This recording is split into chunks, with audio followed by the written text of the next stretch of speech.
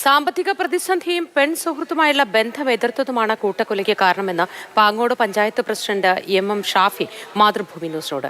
75 ലക്ഷം രൂപയുടെ ബാധ്യത അഫാന്റെ കുടുംബത്തിനുണ്ടെന്നും ഷാഫി പറഞ്ഞു. ഇവർ ഈ കുഞ്ഞുനാളിലെ ഇവരുടെ ഇളയ മകൻ്റെ മകൻ എന്നുള്ള നിലയിൽ വാത്സല്യത്തോടെ ഇവർ വളർത്തിയൊരു കുഞ്ഞാണ് അവൻ. അതിനുശേഷം വിദ്യാഭ്യാസപരമായി അവർ അവിടെ കുഞ്ഞാറമൂട് താമസമാക്കി എന്നുള്ള നിലയിലും ഇവർക്ക് അവിടെ പോയി കാണാൻ ആരോഗ്യസ്ഥിതി മോശമായതുകൊണ്ട് ഇടയ്ക്കിടയ്ക്ക് ഇവിടെ വരികയും കാണുകയും ചെയ്യാറുണ്ടായിരുന്നു. അപ്പോൾ ഈ റഹീം ഇയാളുടെ പിതാവ്, ഈ കൊലപാതകം നടത്തിയ പയ്യൻ്റെ പിതാവ് വിദേശത്താണ്. അദ്ദേഹത്തിനോട് ബിസിനസ്സുമായി നടത്തിയതിൽ 75 ലക്ഷം രൂപയുടെ കടമുണ്ടെന്നും ആ ഈ പയ്യൻ അവിടെ 3 മാസം വിസിറ്റിങ്ങിന് പോയിരുന്നു. അവിടെ ഒരു സ്ഥാപനം തുടങ്ങാൻ താല്പര്യപ്പെട്ടിട്ട് അദ്ദേഹത്തിൻ്റെ കടം കൊണ്ട്, റഹീമിൻ്റെ കടം കൊണ്ട് അത് നടത്തിയില്ല എന്നുമാണ് മനസ്സിലാക്കാൻ കഴിയുന്നത്. ഇവിടെ അമ്മുമ്മയോട് വന്ന് കഴിഞ്ഞ ദിവസങ്ങളിൽ സ്വർണം ആവശ്യപ്പെട്ടിരുന്നു. അപ്പോൾ അവരത് വിസമ്മതിച്ചു. ലത്തീഫിനോട്, അതായത് അച്ഛൻ്റെ സഹോദരനോട് പണം ചോദിച്ചിരുന്നു. പണം കടം വാങ്ങിച്ചിട്ടുണ്ടായിരുന്നു. അതിൻ്റെ തുക കൃത്യമായി അറിയില്ല. എന്തായാലും ലക്ഷങ്ങളിൽ ഉള്ള ഒരു തുക അദ്ദേഹം സഹായിച്ചിരുന്നു അനുജനെ. ആ പൈസ തിരികെ അദ്ദേഹം വേണം എന്ന് ആവശ്യപ്പെട്ടു. അതും ഒരു പ്രകോപന കാരണമായി കണക്കാക്കാം. കാനയുമായി അമ്മുമ്മയ്ക്കല്ല, അവരുടെ കുടുംബക്കാർക്ക് ആർക്കും അതിലൊരു താല്പര്യമില്ലായിരുന്നു.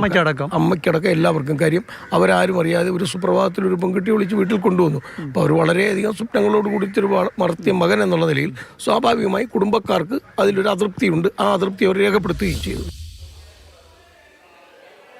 സംഭവത്തെ തുടർന്നുള്ള നാട്ടുകാരുടെ പ്രതികരണത്തിലേക്ക്. ഇങ്ങനെ ഒരു സംഭവം ഇതുവരെ നടന്നു പറഞ്ഞു കേട്ടിട്ടുണ്ട്, അല്ല നമ്മളെ അറിവിൽ നമ്മൾ ഇതുപോലെ കണ്ടിട്ടില്ല. തൊട്ടപ്പുറത്തുള്ള വീട്ടിൽ, തൊട്ടടുത്ത വീട്ടിൽ നമ്മൾ ഇത്രയും ആൾക്കാരെ കാണുകയൊക്കെ ചെയ്യുന്ന ഇങ്ങനെ ഒരു വിഷമം. അല്ല, പ്രതി കീഴടങ്ങി എന്നല്ലേ പറയുന്നത്. പ്രതി കീഴടങ്ങിയതിന് ശേഷമാണല്ലോ വിവരങ്ങൾ ഞങ്ങൾ അറിയുന്നത്. വേറെ സംശയം ഒന്നുമില്ല. പ്രതി കുറ്റസമ്മതം നടത്തി. കുടുംബത്തിലെ ഒരാളാണല്ലോ, അപ്പം അത്തരത്തിൽ ഒരു സംശയം ഉണ്ടാകാനുള്ള സാധ്യതയുണ്ടോ? സാധ്യത എന്ന് പറയുന്ന ഒരു പയ്യനാണല്ലോ, 23 വയസ്സുള്ള ഒരു പയ്യനാണ്. അപ്പോൾ ഈ പയ്യൻ എന്തെങ്കിലും ഡ്രഗ് അഡിക്റ്റ് ആണോ എന്നുള്ളതിനെ കുറിച്ച് അറിയുന്നത്. എന്തെങ്കിലും ഒരു സാമ്പത്തിക സഹായം ചോദിച്ചതായോ അല്ലെങ്കിൽ ആ കുടുംബത്തിൽ ഏതെങ്കിലും കാര്യത്തിൽ ഇടപെടുന്നതായോ പങ്കുവച്ചിട്ടുണ്ടോ അച്ഛൻ? ഇല്ല, അങ്ങനെ സാമ്പത്തിക ഇടപാടുകളൊന്നും. അത് ഇന്നലെ ഞാൻ സൂചിപ്പിച്ചിരുന്നു. അവിടെ ഈ പയ്യൻ്റെ കുടുംബത്തിൽ എന്തോ സാമ്പത്തിക പ്രതിസന്ധി പറഞ്ഞിട്ടുണ്ടായിരുന്നു.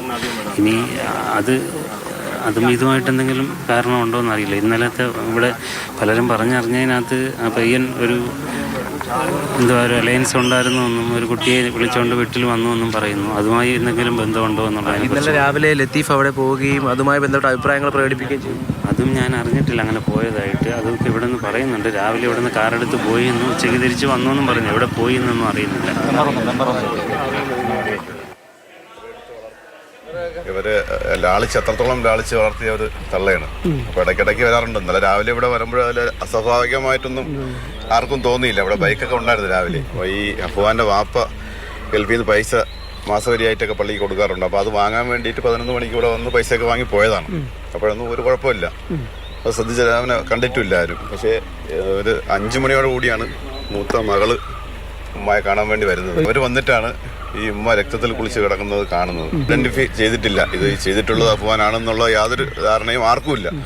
ഒറ്റയ്ക്കാണ് ഇവിടെ താമസിക്കുന്നത് കൊണ്ട് ചിലപ്പോൾ ഇനി വീണിട്ടാണോ ഇങ്ങനെ സംഭവിച്ചെന്നുള്ള സംശയങ്ങളൊക്കെ അപ്പോഴുണ്ടായിരുന്നു. ഇന്നലെ ഇങ്ങനെ അറിയാൻ കഴിഞ്ഞത് ഇടയ്ക്ക് വന്നിട്ട് തള്ളയെടുത്ത് സ്വർണം ചോദിക്കാറുണ്ട്, അമ്മ തള്ളയെടുത്ത് സ്വർണം ചോദിക്കാറുണ്ട് എന്നൊക്കെ ഇന്നലെയാണ് നമ്മൾ അറിയുന്നത്. ചോദിച്ചു, അത് കൊടുത്തെന്ന് പറഞ്ഞു. മെനിയാന്ന് വന്ന് മാലയ്ക്ക് വന്നു പറഞ്ഞു, കൊടുത്തില്ല, തരൂലെന്ന് പറഞ്ഞാണ്. കൂട്ടുകെട്ടെല്ലാം ഉണ്ട്. എല്ലാ രീതിയിലുള്ള ഇന്നത്തെ ചെറുപ്പക്കാർക്കുള്ള എല്ലാ രീതിയിലുള്ള കൂട്ടുകെട്ടും ഉണ്ടെന്നാണ് ഇന്നലെ അറിയാൻ കഴിഞ്ഞത്. ഇവിടെ കൊച്ചിയിൽ നിന്ന് വളർന്നിട്ടുള്ളതല്ലാതെ വലിയ ഇതില്ല.